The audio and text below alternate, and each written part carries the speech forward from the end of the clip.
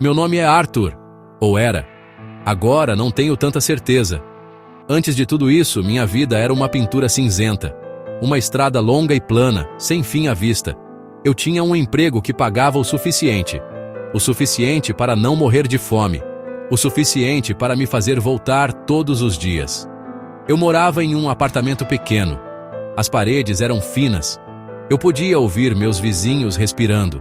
Podia ouvir suas discussões, suas pequenas alegrias.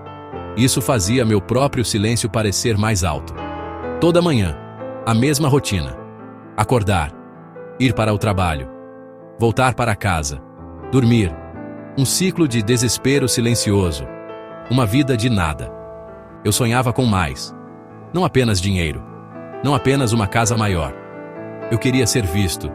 Queria que as pessoas olhassem para mim e vissem alguém importante. Eu os via na rua. Aqueles com ternos caros e sorrisos confiantes. Eles andavam como se fossem donos do mundo. E talvez fossem. Eu queria esse poder. O poder de moldar meu próprio destino. O poder de escapar do cinza. O desejo era um fogo dentro de mim. Queimava mais forte a cada dia. Consumia meus pensamentos. Era uma fome que nenhuma comida podia satisfazer. Era uma sede por uma vida que eu só podia imaginar. Uma noite, eu estava perdido online. Em um labirinto de fóruns estranhos e sites esquecidos. Eu estava procurando por algo. Qualquer coisa. Uma saída. Foi então que eu encontrei. Um nome sussurrado nos cantos escuros da internet. Asmodeus. O nome parecia pesado, perigoso. Diziam que ele era um rei dos demônios, um realizador de desejos, um mestre do prazer e do poder. As histórias eram selvagens. Pessoas afirmavam ter conseguido tudo o que sempre quiseram. Riqueza, amor, respeito. Era uma loucura. Era um conto de fadas para pessoas quebradas. Mas o fogo dentro de mim tremeluziu com uma esperança sombria. A ideia era louca. Eu sabia que era louca. Fazer um pacto com um demônio? Era coisa de filme de terror. Uma história que você conta para assustar crianças. Mas meu desespero era um casaco pesado que eu não conseguia tirar. O que eu tinha a perder? Minha vida cinzenta? Meu apartamento silencioso? Meu emprego sem sentido? O medo estava lá, é claro. Um nó frio no estômago. Mas o desejo era mais forte. A ideia de continuar o mesmo era mais aterrorizante do que qualquer demônio. Decidi tentar. Eu tinha que saber. Tinha que ver se havia uma saída do nada. Encontrei o ritual descrito em um texto antigo e digitalizado. Era uma confusão de símbolos estranhos e palavras que eu não conseguia pronunciar. Exigia coisas específicas, ervas raras, um espelho de prata, uma gota do meu próprio sangue. Parecia um jogo sombrio e sério. Passei uma semana reunindo tudo. Meu coração batia com uma mistura de medo e excitação. Cada item que eu encontrava fazia parecer mais real. As ervas cheiravam a terra e decomposição. O espelho parecia frio ao toque, como se guardasse um pedaço da noite dentro dele. Isso não era mais apenas uma história em uma tela. Isso estava acontecendo. Esperei pela lua nova. As instruções eram muito claras sobre isso. A escuridão tinha que ser completa. Meu pequeno apartamento nunca pareceu tão silencioso, tão vazio. Desenhei o círculo no chão com sal, exatamente como o texto dizia. Minhas mãos tremiam tanto que quase estraguei tudo. Acendi as velas pretas.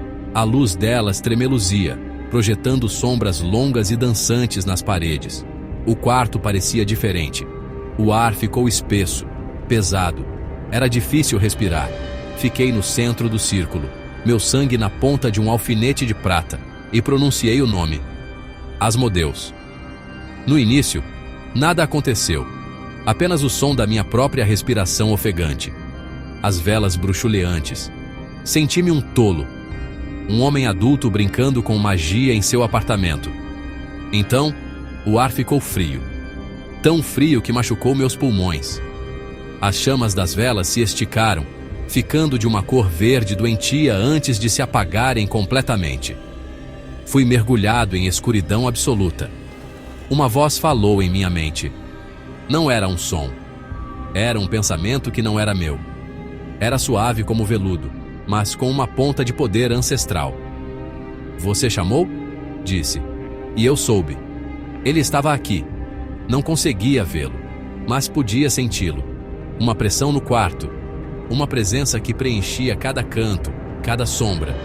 Ele me mostrou uma imagem em minha mente. Um homem, impossivelmente bonito, vestido com um terno que parecia feito de sombras e luz das estrelas. Seus olhos continham uma galáxia de promessas. Diga-me, homenzinho, a voz em minha cabeça ronronou. Diga-me o que você deseja mais do que sua própria alma. O medo era uma coisa física agora. Era uma mão apertando minha garganta. Mas meu desejo era um fogo.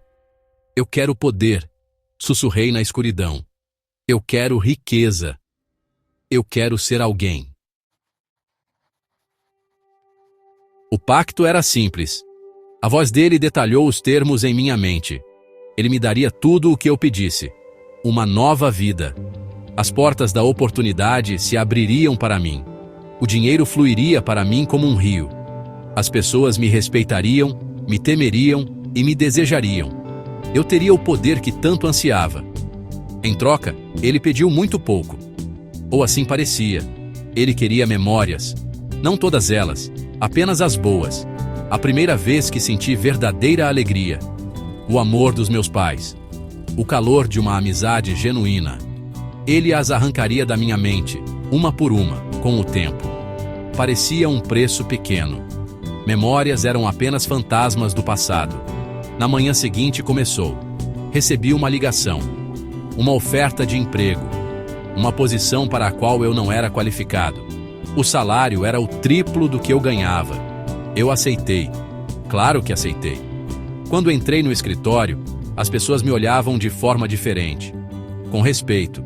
O chefe, um homem que nunca me teria notado antes, deu um tapinha no meu ombro. Ele me tratou como um velho amigo. O dinheiro apareceu na minha conta. Mais do que eu jamais tinha visto. Comprei um apartamento novo. Um lugar com vista para as luzes da cidade. Comprei um carro novo, do tipo que fazia as pessoas olharem. Parecia um sonho. Tudo era fácil. Fiz alguns investimentos, guiado por uma estranha intuição.